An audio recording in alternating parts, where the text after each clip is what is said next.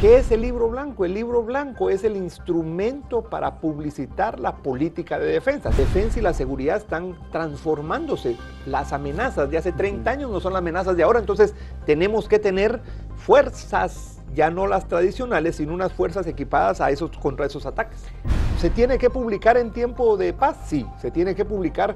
¿Sabes por qué, mi querido amigo? Porque una política es visión de futuro, no es visión de presente. Entonces, la paz es de presente.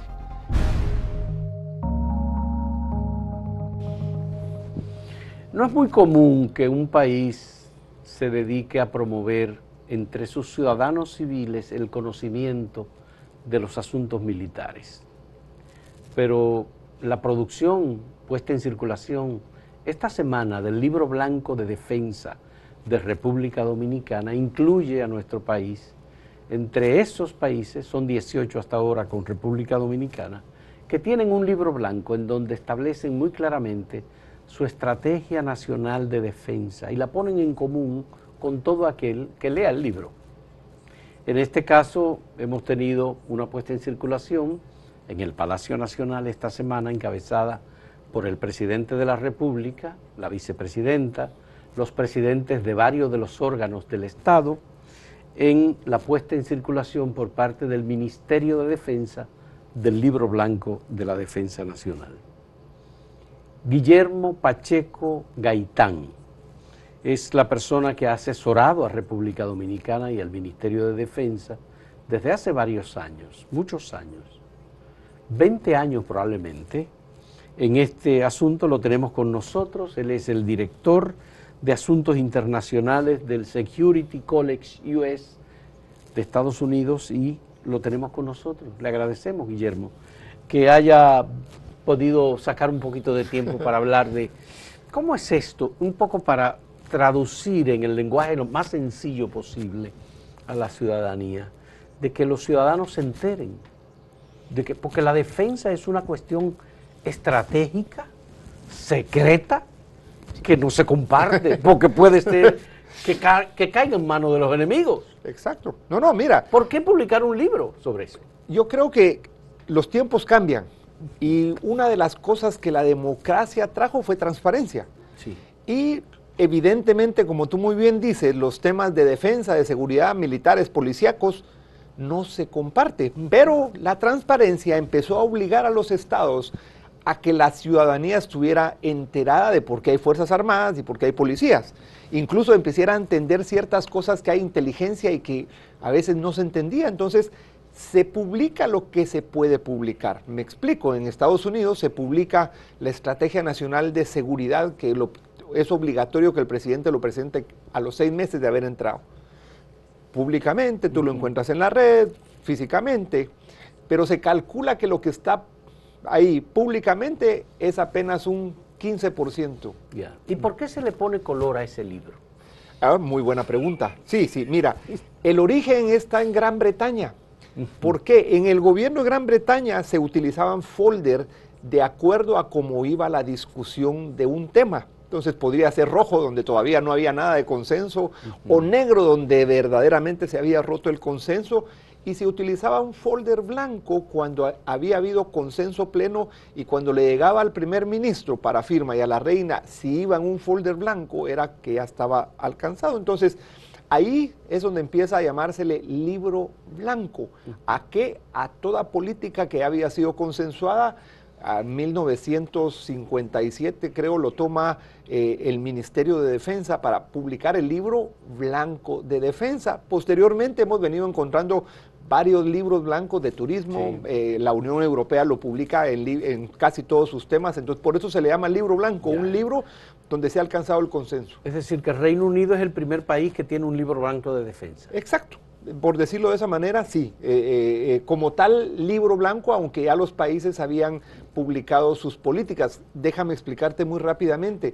¿Qué es el libro blanco? El libro blanco es el instrumento para publicitar la política de defensa. Se le pone el libro blanco por la misma razón de que hay que exponer a la ciudadanía. Bueno, entendamos una cosa. El libro blanco de seguridad y defensa, el primer objetivo está que los vecinos conozcan cuál es la percepción de un país en los temas de seguridad y defensa, por decirlo de esa manera. ¿Estados Unidos tiene un libro blanco? Sí, no se le llama libro. Estados Unidos nunca le ha llamado libro blanco. Esa es ha sido una entre los académicos una discusión. ¿Tiene o no tiene libro blanco Estados Unidos? Sí tiene. Sí tiene. Mi posición ha sido que sí tiene, Sí tiene. porque su política de seguridad nacional la publica. O sea, aunque no se le llame libro blanco, pero sale un libro público que ya hubo consenso.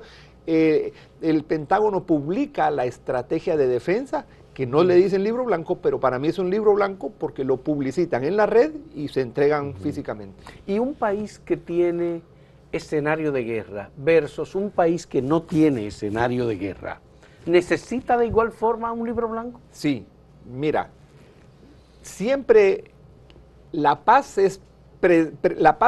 precede a momentos turbulentos, nunca ha habido una paz perecedera. Entonces, siempre los países, Estados Unidos uno puede pensar que nunca ha tenido guerras y por eso no puede hacer política. Yo te pongo un ejemplo reciente, Donald Trump. Donald Trump no hizo participar a Estados Unidos en ninguna guerra. En el periodo del presidente Donald Trump no se participó en ninguna guerra. Uno pudiera pensar, entonces, ¿para qué va a hacer política de defensa? Pero amenazó muchas veces con guerra. No. Siempre. Amenazó, pero una cosa es amenazar y otra cosa es hacerla. Mira el costo que está teniendo para Biden ahora haberse metido a apoyar a Ucrania versus Rusia. Del modo en que lo ha hecho. Y del modo en que lo ha hecho. Digamos, entonces, ¿se tiene que publicar en tiempo de paz? Sí, se tiene que publicar. ¿Sabes por qué, mi querido amigo? Porque una política es visión de futuro, no es visión de presente. Entonces, la paz es de presente, que tú tratas de preservarla al futuro. ¿Para qué sirven las Fuerzas Armadas? Las Fuerzas Armadas sirven para disuadir a tus vecinos de que no te ataquen, porque tienes Fuerzas Armadas, y en la política tú planteas cómo puedes usar las Fuerzas Armadas en lo que se puede publicar. Te pongo un ejemplo de Estados Unidos.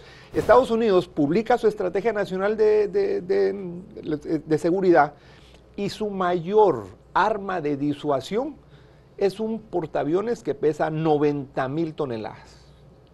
Le pones frente a un país un arma de disuasión que pesa... Es que lo conocemos, ya lo hizo Estados Unidos frente a República Dominicana. Bueno, el portaaviones Intrépido lo puso... ¿Te acuerdas? Lo puso, por supuesto, aquí en el año 65. De eso se trata. Ajá, entonces, se trata de que un país con los medios y capacidades, ese portaaviones era un medio o una capacidad que Estados Unidos tenía para disuadir a un país para que pudiera hacer lo que quisiera. Entonces, ese es lo que trata una política, de decir, mire, yo puedo... bueno, te cuento algo también. Antes era imposible, era secretísimo que un país expusiera cuántos soldados tenía, cuántas armas tenía. Eso era, como tú bien dijiste en la introducción, eso era prohibido decirlo. La transparencia empezó a obligar a que se expusiera. ¿Por qué? Si un país no quería exponerlo, hay think tank, le llama, centros de investigación, que empezaron a exponerlo. Bueno, a mí me tocó en la Universidad Autónoma de Santo Domingo, yo estudiaba sociología, y yo decidí que iba a hacer una tesis sobre el aparato militar de República Dominicana y su relación con el Producto Interno Bruto. Me parecía interesante. Súper interesante. Luego un político, que posteriormente fue presidente de la República, me dijo, eso es peligroso. No te metas en eso. Entonces, te digo, el tema no deja de ser, obviamente, de un valor impresionante, pero saber, por ejemplo, cuántos miembros tenían las Fuerzas Armadas Dominicanas, eso era imposible. Claro. Al final supimos, cuando lo supimos eran 40,000 miembros, pero de todos modos República Dominicana no tenía escenario de guerra salvo la situación en Haití. Haití eliminó su ejército, por tanto Haití no tiene ejército. ¿Con quién se van a enfrentar los militares dominicanos? Sí, ese puede ser, digamos, una hipótesis. Recuerda una cosa, siempre en la política de seguridad y defensa van a haber diversas hipótesis. Incluso tú tienes que tener hipótesis de guerra y no guerra. Y de acuerdo a esas hipótesis y aquellas hipótesis que el Estado se decida manejar, de eso depende qué tipo de fuerzas armadas vas a tener. Pero si República Dominicana utiliza militares contra migrantes haitianos, eso sería una situación inverosímil, inverosímil, Ahora, ¿pueden los militares actuar frente a bandas criminales como las que tiene Haití? Te pregunto. Muy buena pregunta, porque mira, no es simplemente República Dominicana. Yo te voy a poner un caso, no de un país pequeño como República Dominicana versus la comunidad internacional, sino como el caso México.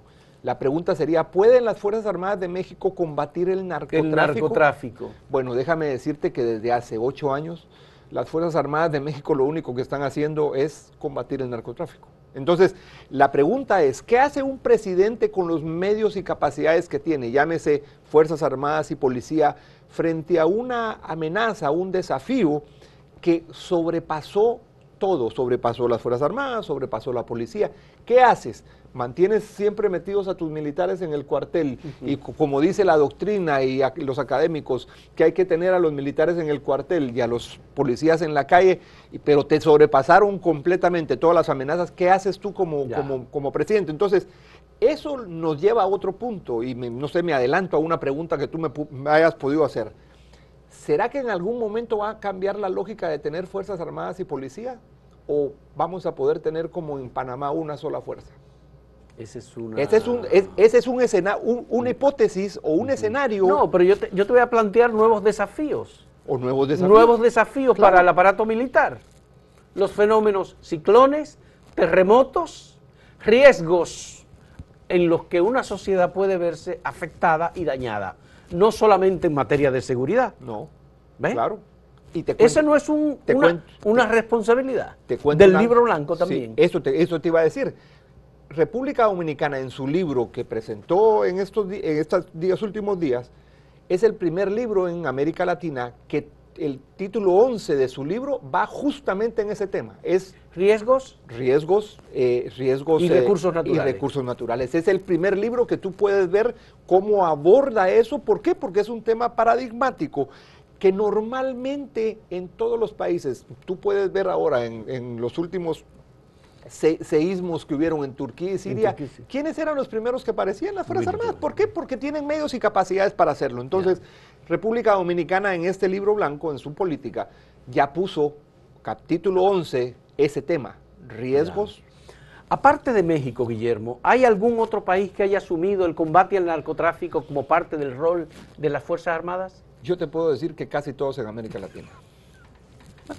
Tú mira ahora el caso del presidente Bukele en El Salvador. El presidente Bukele ha tenido una política, si tú lo quieres, una política excesivamente fuerte, aunque él rompió la lógica que algunos le decían ahí mano dura. Él dijo, no, hay que tener una política donde tenemos que ir en contra de las maras, narcotráfico y toda la cosa.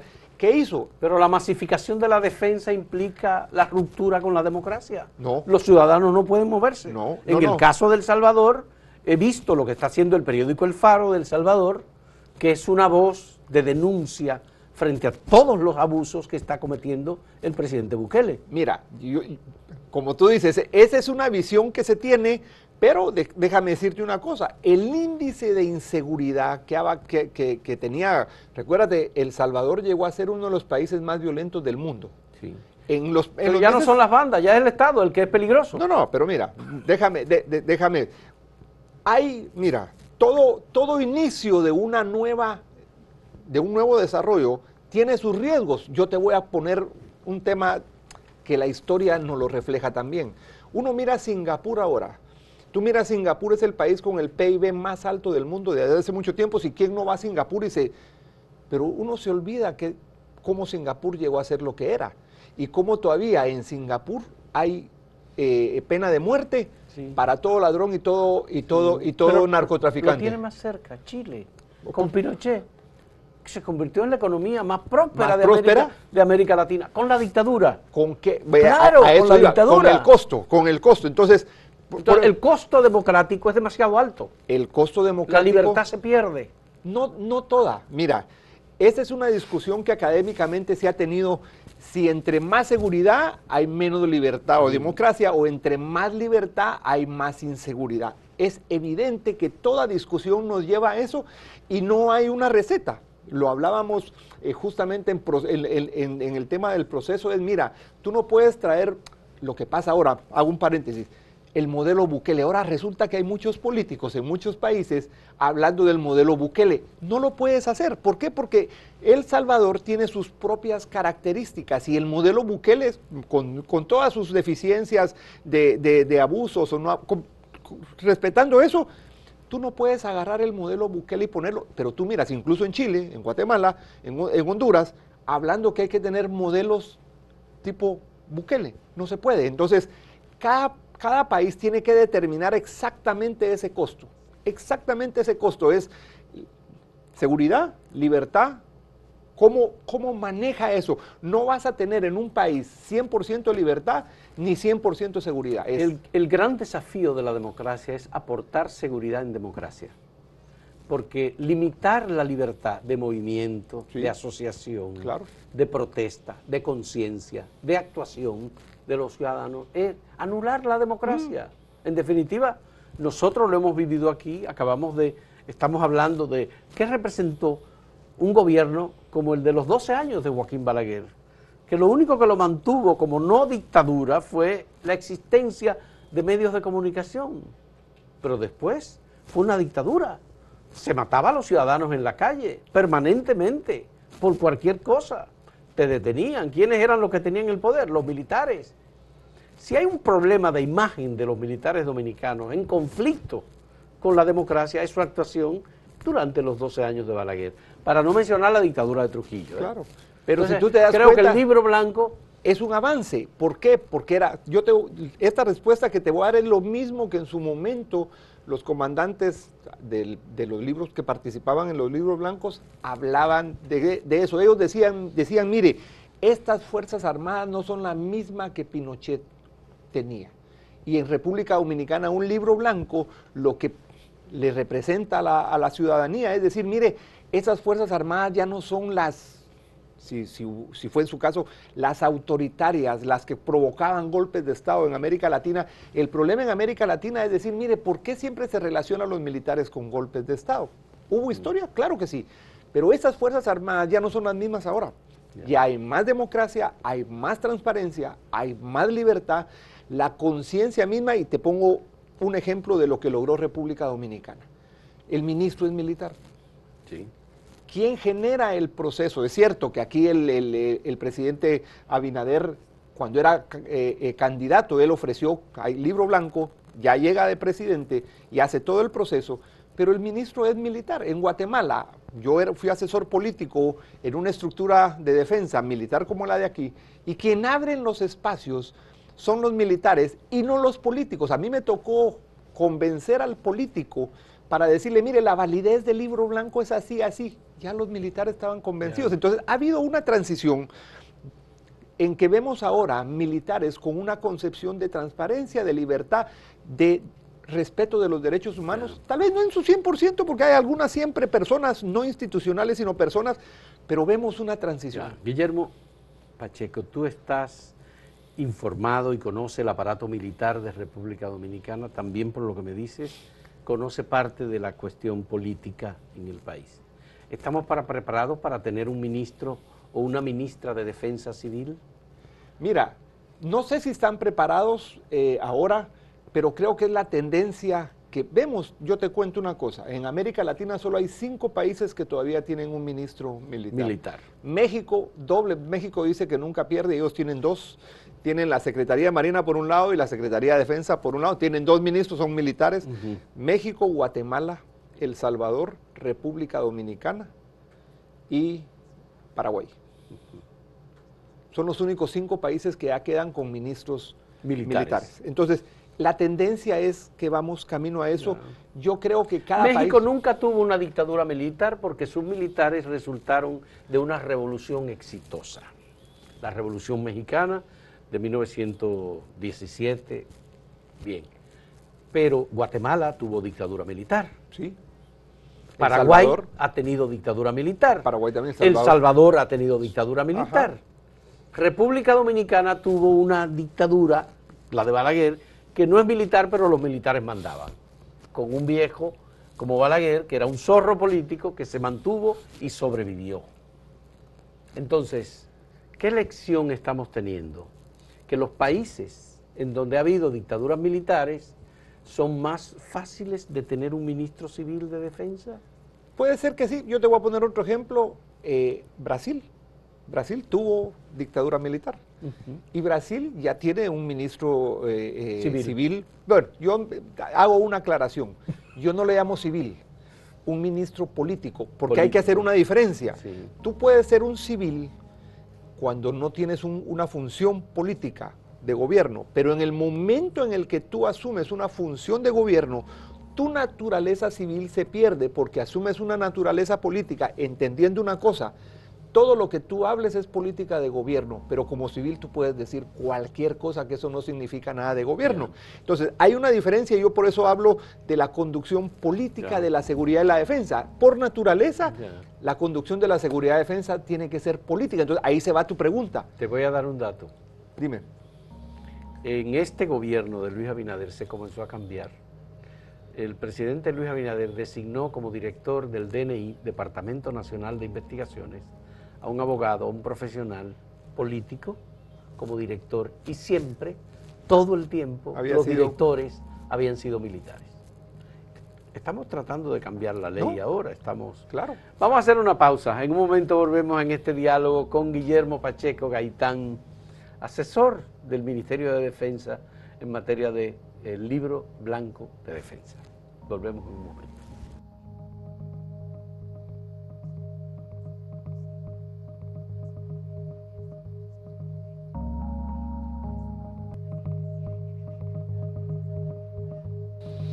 Guillermo, una de las características de este libro es que pone sobre la mesa con qué cuentan las Fuerzas Armadas Dominicanas, cuáles son sus equipos, cuál es su capacidad, cuál es la cantidad de hombres que tiene, y eso realmente es necesario. La obsolescencia se muestra también con eso. Muy buena pregunta. ¿Sabes por qué te digo muy buena pregunta? Porque los presupuestos de defensa han tendido a ir a la baja. ¿Y qué es lo que ha ocasionado que los presupuestos vengan a la baja? Que causa obsolescencia. ¿Por qué?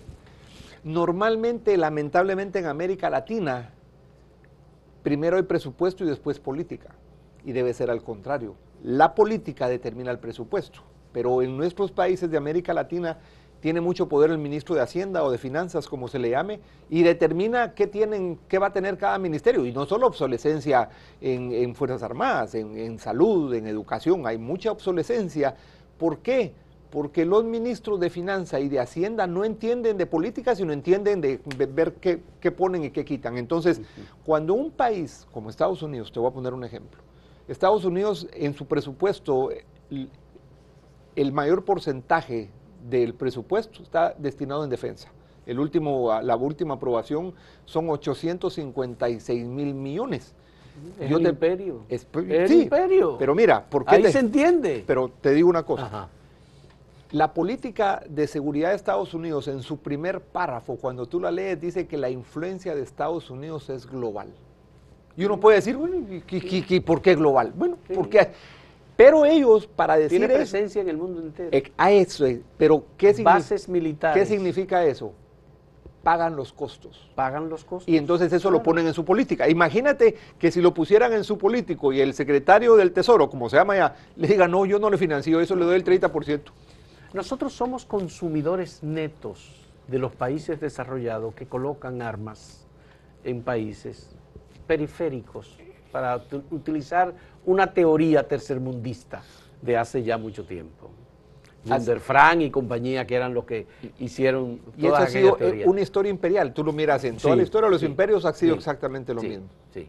Entonces, ¿qué nos queda a nosotros? ¿Qué ganamos con publicar el libro blanco? Mira, yo creo que ¿qué se gana con publicar el libro blanco? Es generar una conciencia, pongámosle otra palabra, generar una cultura de defensa en la población, una cultura de seguridad y defensa, para que la población entienda el por qué hay que subir un presupuesto en seguridad y defensa y no le vendan lo contrario, en decirle, mira, hay que meter en educación o en salud primero y no en seguridad y defensa. el presidente Sarkozy, el expresidente Sarkozy en Francia en 2007, cuando él convoca al Libro Blanco y hace un magno evento para decir vamos a empezar el Libro Blanco, vamos a hacer reuniones y esto, en ese discurso, un discurso yo lo usé mucho en temas pedagógicos, bueno, lo sigo usando en temas pedagógicos para enseñar de política de defensa. Él dijo algo importante, él dijo, ustedes tienen que tener, señores, en cuenta que la política de defensa tiene algo que no tiene las otras políticas. La política de defensa cuida de la supervivencia de la nación. La política de educación no cuida la supervivencia de la nación. La política de agricultura no cuida la supervivencia de la nación. No quiere decir que no son importantes. Seguridad alimentaria.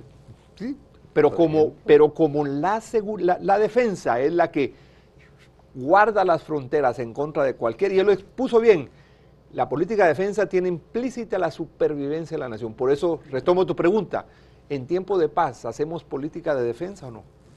Lo peor que puede ocurrir en el mundo es que se repliquen actuaciones como la de Putin en Ucrania. Porque Putin ha hecho que todos los presupuestos de defensa de todos los países europeos y algún otro más, incluyendo China, por supuesto, se incrementen.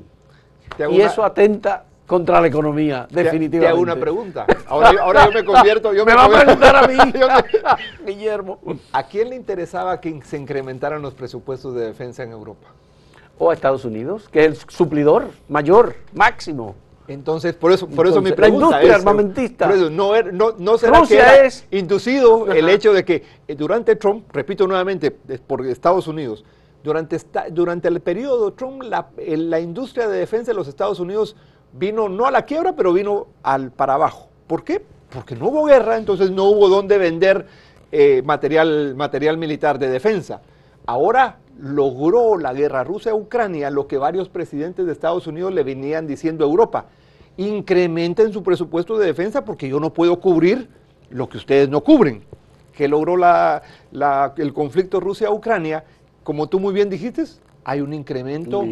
Entonces, cuando hablamos... Todos países que no pueden hacerlo, España, Portugal, etcétera, por ejemplo. Te pongo casos paradigmáticos, los países nórdicos. Los países nórdicos no solo no participaban de la OTAN, sino que su presupuesto de defensa era muy bajo, sobre todo Noruega, de donde vinieron los principios de la paz duradera. ¿Dónde salen? Noruega. Con este conflicto, Noruega pide su ingreso a la OTAN y incrementa su presupuesto de defensa. Entonces, a eso creo es una buena reflexión donde las políticas de defensa tienen que prever escenarios. Ahí es donde la política de defensa es un diseño de futuro. Por eso es que lo que expresó el presidente Abinader cuando presenta y lo confirmó el ministro también en su discurso, es que el libro es un libro vivo, el Libro Blanco es un libro vivo que está continuamente modificándose que ahora en función de las circunstancias. Y ahora ellos lo dijeron, a partir de ahora se va a hacer un proceso constante de revisión de la política, justamente por eso, cosa que no había habido antes todavía. Entonces, ¿a quién le corresponde el control de los aspectos vinculados con el Libro Blanco?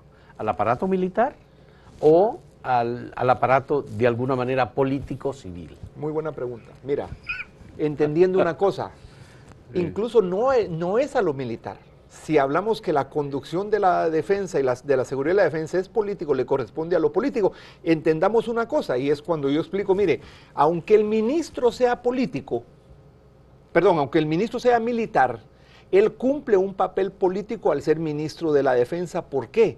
Él se sienta en un gabinete de gobierno que es político. Desde ese proceso, un ministro de defensa, por muy militar que sea, ya su juego es político, y te voy a explicar también. Yo digo que todo general, hasta coronel, los militares tienen relaciones civiles militares. ¿Por qué? Porque un coronel todavía no juega mucho el tema político, hasta civiles militares.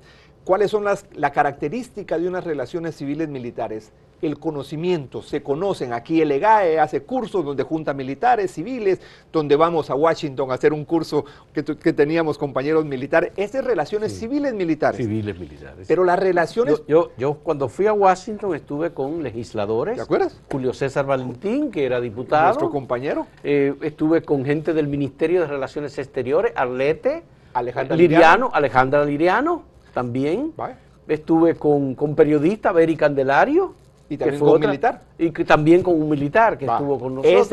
Esa es una relación civil-militar. Pero la relación político-militar tiene implícita una relación de poder. Por eso aquel militar que llega a coronel, él ya empieza a jugar su relación político-militar. Y como normalmente, por eso menciono, el ministro juega un rol político, por muy militar que sea. Por muy militar que sea, ya el ministro de Defensa juega un rol político. Entonces, ¿quién tiene qué control? Primero el ministro. Él es ministro de Defensa. Aquí te acuerdas, se cambió el concepto. Antes era Secretaría de Estado para las Fuerzas Armadas. Se cambió el concepto y ahora es Ministerio de Defensa. Okay. Ahí tú le cambiaste la lógica al ministro. Dejó de ser de Fuerzas Armadas para ser de defensa político. Entonces el primer nivel es el ministro. Pero también tiene que ver el Congreso. O sea, hay una comisión, ayer estuvieron, cuando se aprobó, estuvo presente la Comisión de Seguridad y Defensa del Congreso. Del Congreso Nacional. Tiene que haber... de la Cámara de Diputados y del Senado. Exacto. Bueno, en primera instancia el presidente tiene unos asesores que son los que le tienen que contar, mire, va caminando o no va caminando. ¿Por qué? Porque una política tiene que ponerse en práctica. ¿De qué te sirve una política que sirva para poner el libro en un anaquel? No sirve de nada. Entonces hay que ponerla en práctica. Entonces tiene que haber el legislativo, tiene que haber también de parte de la Contraloría de Cuentas, ver, oiga, cómo está el gasto. Mira, pues, ¿el gasto cumple algún objetivo de la política o es sacado del...? Guillermo, a mí me llamó la atención que de todos los discursos que se presentaron en el Palacio Nacional, el único que mencionó como elemento de riesgo para la República Dominicana, Haití, fue el presidente de la República. ¿Tú qué piensas? Mira, hay que entender una cosa, y yo lo mencionaba, y lo he mencionado no solo para la República Dominicana, sino en otros países. Tú defines cómo presentar en el libro tus riesgos o no. Normalmente en un libro blanco tú puedes ser, la cabeza lo puede definir, aunque el ministro, vuelvo y repito, él juega un papel político. Primero el que hizo un discurso fue el comandante Orbe, que él fue el que dirigió el proceso. Él es un militar, pero él enseguida hubo un discurso militar, aunque el que dio el siguiente discurso fue el ministro con un uniforme militar, pero una visión política. Descriptiva. Sí. Y quien lo tenía que decir era el presidente. Ellos dos no lo tenían que expresar, porque al final lo que estaban diciendo era una parte histórica, el contexto de por qué el libro, el presidente en su papel de presentarle el libro al presidente, y el presidente era quien lo tenía que mencionar. Ya. Haití en este sentido se presenta como un riesgo estratégico de defensa, obviamente, de la República Dominicana. En ese sentido, ¿cuáles son los escenarios posibles para un aparato militar que debe proteger la soberanía y que debe servir de defensa de nuestro país? Sí, muy buena pregunta en relación a Haití. Mira, yo te pongo un ejemplo y veamos la situación de Haití. O sea, ¿cuál es el problema de Haití, donde en este momento las bandas criminales están teniendo mucho más poder que el Estado, como pasa en muchos países? Yo te hago una pregunta. ¿Qué pasa si llegan a tener tanto poder esas bandas criminales que ellos producen un ataque más allá de la frontera de Haití, empiezan a invadir República Dominicana? Y no es un ataque del Estado como tal de Haití. Digamos que ataquen objetivos dominicanos. Que ataquen objetivos dominicanos. Por ejemplo. Por ejemplo, las Fuerzas Armadas tienen que defender ese ataque. Ya. Ha habido secuestros de ciudadanos dominicanos dentro de Haití. ¿Puede el aparato militar dominicano intervenir en protección de ciudadanos dominicanos dentro de ese territorio? Dentro del territorio haitiano no debería. Ya. No debería. Ya.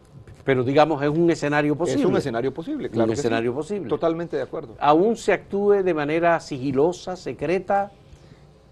Ahí entramos a los temas, como tú muy bien dijiste, que no se publican en los libros blancos. Ya. Y que tú miras, conoces, por ejemplo, Estados Unidos, cuántos no ha y en la cantidad de países que uno se puede imaginar, cuántos objetivos no ha ido a traer y llevarse, y más aún, cuántos no solo objetivos de ellos, sino de otros lados, o sea, se lo han podido llevar. Eso es lo no publicable, hay que hablarlo, es lo no publicable. ¿Por qué? Porque se defiende la seguridad nacional. Ya. Ahí hay que hablar de ciertos organismos que tienen un tipo de actuación a nivel global fuera del territorio, es decir, es una defensa extraterritorial. Hay muchas películas sobre eso. Sí, y mira, Estados Unidos tiene por eso su inteligencia muy bien definida, por eso el FBI es interna. Interno. Y la CIA es externa. Entonces, es un papel diplomático, digo, el FBI tiene que ver con el ministro de Homeland Security, que se llama, es difícil traducir seguridad interna, y el FBI tiene que ver con el Departamento de Estado. Ya. ¿Por qué no con los militares? ¿Por qué no con el Departamento de Defensa? Porque la lógica es diferente. Ya. Mira, me gustaría, Guillermo, que tú me explicaras los países que más han avanzado en América Latina en materia de seguridad y defensa y que tienen un escenario de guerra más libre.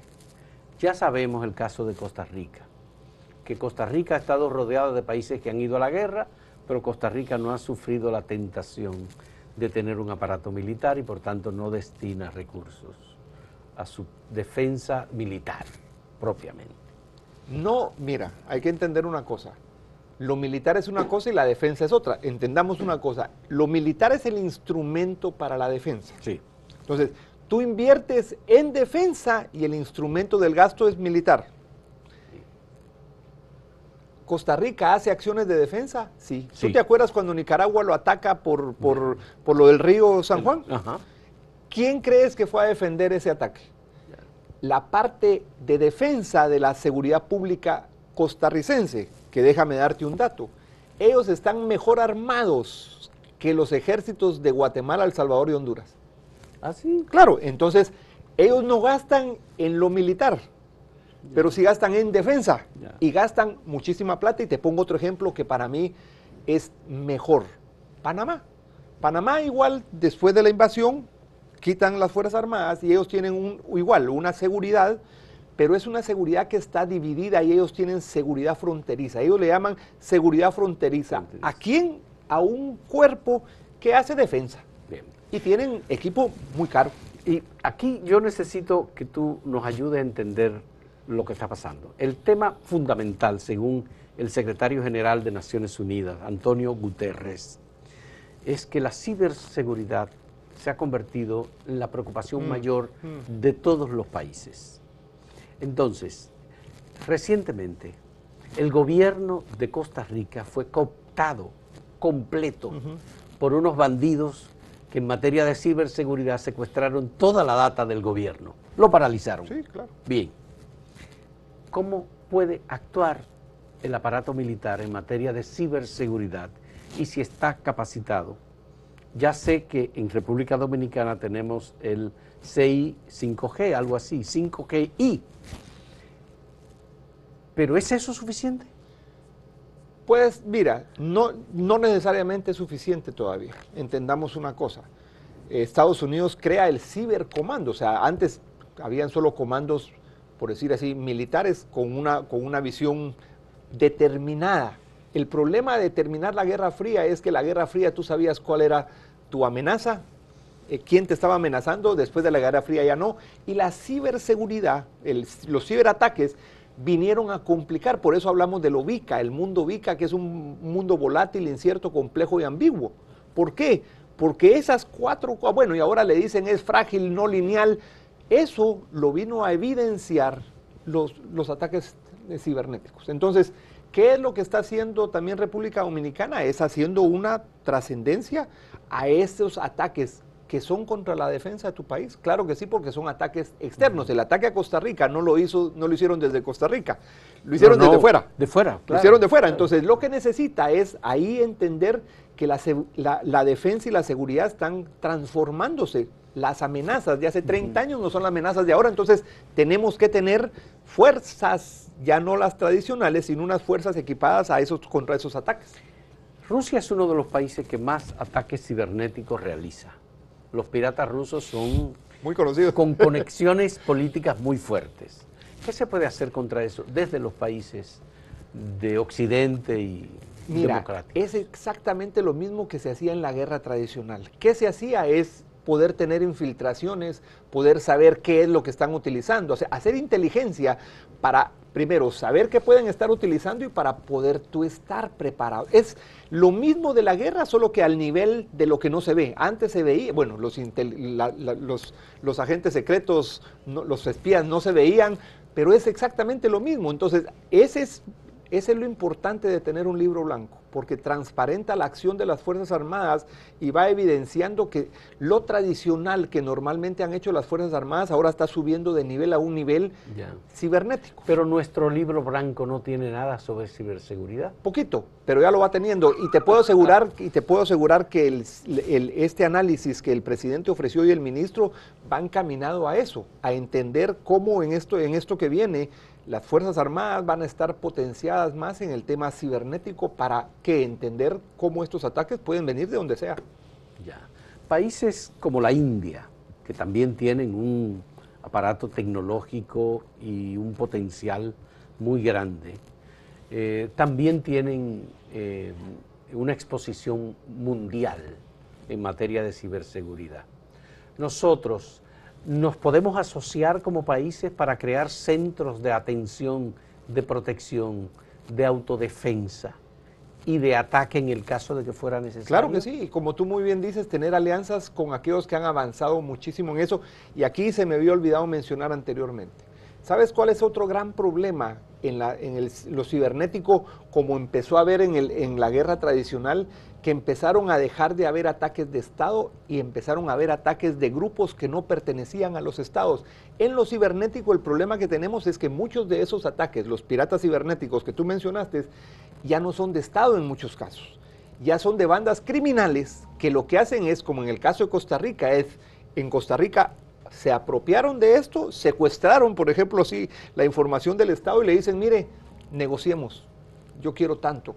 Ese es el problema también, que no es tanto a veces el ataque del Estado, sino el ataque de las bandas criminales. Fue lo que en su momento, por ejemplo, el narcotráfico y las maras en Centroamérica hicieron. Entonces aparecen actores no estatales, no tradicionales, con los cuales hay que estar preparados. Y aquí viene otro detalle importante de que se empiece a publicar el libro blanco. Como el libro blanco es visión de futuro, hay que empezar a hacer los escenarios, cuáles pueden ser las evoluciones de otras amenazas que aún no conocemos ahora, pero con tener ese ojo de futuro podemos decir, oiga, dentro de 20 años esta amenaza se mueve. En Estados Unidos normalmente va 40 años adelante. Siempre el presidente de Estados Unidos que toma posesión, antes de tomar posesión, le hacen una presentación 40 años más. ¿Sabes por qué? Le explican, las decisiones que usted tome puede impactar 40 años más allá con este escenario que hay. Entonces, el libro de futuro está dando un comienzo. Probablemente tú digas ahorita, mire, no miro mucho futuro en el libro. No, es que el primero, la idea es describir el proceso que el presidente anunció y el ministro también anunció, es, mire, vamos a hacer la evolución que dijo. ¿Por qué? Para empezar a ver un futuro y estar mejor preparados. Qué bien. Vamos a hacer una última pausa con Guillermo Pacheco Gaitán, asesor de la República Dominicana en la elaboración del Libro Blanco de Defensa. Volvemos en un momento.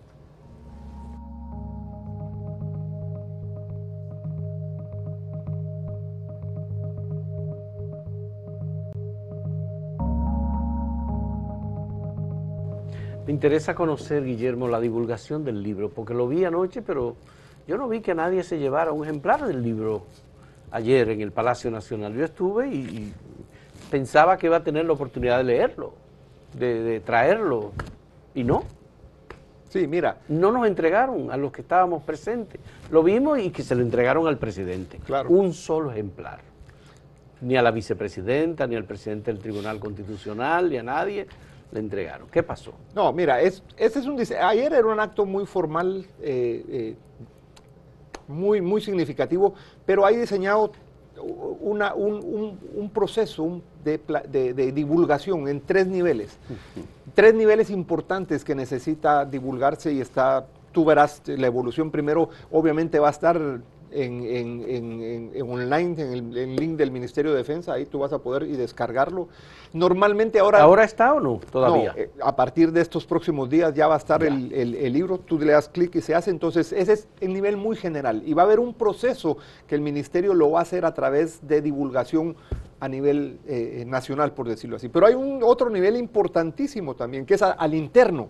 ¿Al interno de quién? De las Fuerzas Armadas, porque tú puedes... Del Ministerio de Defensa. Sí, porque tú puedes estar hablando aquí, pero el que está en Santiago o más allá no puede estar ni enterado, entonces hay un proceso diseñado para que se va a divulgar a todo el interno de todas las dependencias del Ministerio de la Defensa van a tener ese alcance de lo que está en el libro blanco. Pero un tercero muy importante es la exposición internacional, entonces el ministro puede estar en la Comisión de Seguridad Hemisférica de la organización. Todo esto en Washington, míralo, estará en la Comisión de Seguridad Hemisférica de la OEA, en la Junta Interamericana de Defensa y en el Colegio Interamericano exponiéndolo. Eso a nivel regional. 2, Conferencia de Fuerzas Armadas de Centroamérica, que también pertenece a la Comisión de Seguridad de Centroamérica, que es la SICA, la Secretaría de Integración Centroamericana. Ahí estará el ministro exponiendo el libro. ¿Por qué? Porque como el libro blanco de defensa tiene que ver no a lo interno sino a lo externo, entonces hay esos 3 niveles de exposición, internacional, nacional y a lo interno, y tú lo verás en los próximos días cómo este proceso va a tener esa exposición del libro. Ya, y cuando el ministro de Defensa militar, miembro del Ejército, se integra con sus pares, ministros de defensa de otros países que son civiles, ¿se entienden? Sí. El lenguaje... Sí. Sí, fíjate, nuevamente, y yo veo aquí un ministro muy abierto, muy inteligente. Siempre, mira, hago un espacio. Normalmente se creía antes, y te lo digo yo empecé a trabajar con militares desde hace 30 años. Yo fui el primer civil que entró como asesor político en el Ministerio de la Defensa en Guatemala, que es mi país de origen, que es una estructura completamente militar. Fui después en las relaciones que tuvimos en el curso mismo con militares. En el 2005 entro al Colegio Interamericano de Defensa de Alumno, el 92% militares y éramos solo el 8% de civiles. Sí. El paradigma era los militares no son inteligentes. Y qué sorpresa, conforme el tiempo tú te vas dando cuenta que los militares son muy inteligentes. Yo tuve después, cuando entro de profesor al CHDS, compañeros, un general chileno que tenía máster no solo en la Complutense, sino en la Sorbona en Ciencias Políticas. El ministro de Guatemala, que me recluta, por decirlo así, para ser asesor político, él no solo era general, era Fuerza Aérea, sino era ingeniero de petróleos en la LSU, Louisiana State University, colegiado en Guatemala como ingeniero activo, y cuando íbamos a hablar con él, con los que estábamos académicos, les decía, él nos lleva ventaja, porque es académico igual que nosotros y es militar. Entonces, el ministro de la Defensa, tú miras que es una persona muy amplia, con conocimientos, trabajó siempre de cerca con un presidente. El trabajar, aunque sea el ayudante militar, siempre hay una exposición política y tú sabes que los españoles lo entienden muy bien. El ministro español, que es político, tiene 2 asistencias, una asistencia política y una asistencia militar. Y los militares lo han entendido también, que al que ponen ahí va camino a ser comandante en jefe de las fuerzas. ¿Sabes por qué? Por su exposición política. Entonces, el ministro aquí se entiende muy bien con sus pares. Ya. Los oficiales formados en República Dominicana, primero en la Escuela de Estado Mayor, ahora en el Instituto de Formación que tienen propiamente, ¿tú crees que hemos desarrollado una capacidad estratégica, intelectual, con todas las personas que se han integrado desde fuera del aparato militar, aportar conocimientos, debates, discusión? Yo creo que sí. Hemos avanzado. Y por mucho. Por mucho. Recuérdate que aquí está el INSUDE, el Instituto Superior de la Defensa, con un grado académico universitario. Yo espero en algún momento tener un doctorado honoris causa por el aporte a... Digo, porque... No, ¿por qué lo digo? Porque es una instancia universitaria que le da la capacidad al EGAE, a la Escuela de Graduados de Altos Estudios Estratégicos, para tener el nivel que tiene. Y más aún, se conjugan con muchos actores que vienen. En la noche de la presentación del libro me encuentro con mi compañero del Colegio Interamericano, que convivimos durante un año en Washington, que ahora es el oficial militar que está con asesoría en Casa Presidencial. Entonces, la exposición muchas veces que tienen los militares afuera no la tenemos los civiles. ¿Por qué? Porque los militares salen de agregados a Gran Bretaña, están 2 o 3 años, salen agregados a Washington. Eso les da una vista más internacional muchas veces que los que nos mantenemos aquí. No quiere decir, estoy diciendo que nos mantenemos como civil, pero mi sorpresa ha sido ese, o sea, cómo este proceso tienes entonces escuelas que le ha permitido tener una visión estratégica de crecer, y a eso le conjugas que llegan asesores civiles formados con una visión y con un recorrido muy grande en República Dominicana. El aporte que han tenido ha sido grandioso. Entonces conjugas a estos académicos civiles con mucha formación, a estos académicos ya militares, que por muy que sean de alta son académicos, eso le ha dado a la INSUDE y al EGAE una oportunidad de tener una formación y un aporte. Recuerda que este proceso de formulación lo tuvo INSUDE y EGAE. ¿Por qué? Porque tiene mucho de académico. ¿Concluye tu trabajo como asesor con la publicación del libro? No, empieza. Empieza. Sí, digo... Sí, Guillermo, te vamos a seguir teniendo por aquí entonces. Creo que algunos no, digo, ¿por qué empieza? Porque la publicación es apenas el inicio de... O sea, el llegar a la cima es apenas entender que estamos a la mitad. Porque ahorita terminamos el proceso de formulación y ahorita viene el proceso de poner en práctica. Y no solo poner en práctica, sino paralelo es estar viendo cómo se va moviendo el contexto internacional y nacional para tenerla al día. ¿Te ha sido fácil el trabajo o ha encontrado muchos obstáculos? No, mira. Resistencia. No, sí han habido. Poca visión. Sí, ambas. Sí. Poca resistencia, visión, en algún momento es evidente, y no solo en República Dominicana. Yo he tenido la experiencia de hacer el de Guatemala, en Honduras, en Ecuador, y de la experiencia de conocer mi tesis de doctorado, la hice sobre la evolución de las políticas en Chile. En todos los países siempre hay un proceso de resistencia. Recuérdate que por naturaleza el hombre resiste el cambio, siempre. Sí, sí. Entonces siempre va a haber un proceso de resistencia, pero el hecho de haber presentado el libro aquí te dice que pudo más el proceso de persistencia y que hubo una voluntad política actual para poder llegar a lo que se hizo. Yo he tenido muchas conversaciones y la cosa más difícil que me he encontrado cuando un oficial superior llego, por ejemplo, a un despacho y encuentro una fotografía en su despacho destacada de Augusto Pinochet y me dice, este es mi modelo. A mí me preocupa por la democracia y porque yo me siento demócrata y porque yo aspiro a que se elimine cualquier posibilidad, visión de dictadura. Y entonces todavía sigue habiendo muchos militares que admiran a Pinochet. Pero puede ser que lo admiren no en su parte dictatorial. Te voy a poner un ejemplo. Pinochet tuvo una visión, no sé si lo sabían y los televidentes lo pueden estar. Él prepara a 10 oficiales, fíjate, prepara a 10 oficiales, agarra a 10 jóvenes oficiales y los saca a estudiar afuera y dice, yo quiero que vengan ustedes con la percepción del mundo. Por ahí lo justifica. No, por eso digo, sí, tuvo claro. una parte dictatorial, pero ¿por qué no entender que él se preparó para salir? ¿Cuál es el problema de muchos políticos en América Latina? Se preocupan de entrar, pero no de salir. Entonces yo aprendo de Pinochet algo. Todos te van a dejar algo. Digo, yo quito la parte dictatorial, si supuestamente la quito, la rechazo. Pero yo digo, oiga, este señor invitó a los Chicago Boys, para que hicieran de la economía mejor de América Latina. Entonces digo, algo hay que aprender. Bien. Guillermo, muchas gracias. Guillermo Pacheco Gaitán.